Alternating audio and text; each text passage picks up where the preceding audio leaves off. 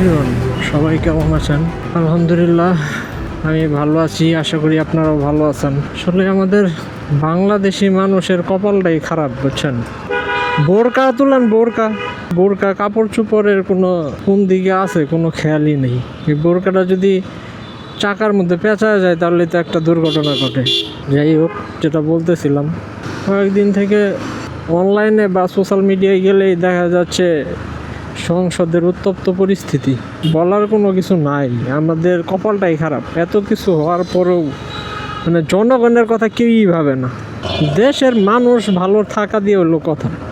কি এর সংবিধান কিসের কি? এসব তো আল্লাহর বিধান না যে আল্লাহ সৃষ্টিকর্তা সেট করে দিছে, এমন তো না। এগুলো তো মানুষ সৃষ্ট জিনিস। যেখানে জনগণ ভালো থাকবে সেখানে সবই করবে, পরিবর্তন করা লাগবে। জনগণ ভালো না থাকলে এই সংবিধান দিয়ে কী হবে? এগুলা দেখলে না আর বাংলাদেশে থাকার ইচ্ছা হয় না। আল্লাহর রহমত আছে দেখে এখনও বাংলাদেশ ঠিক আছে, না হলে কবে কি হয়ে যাইতো।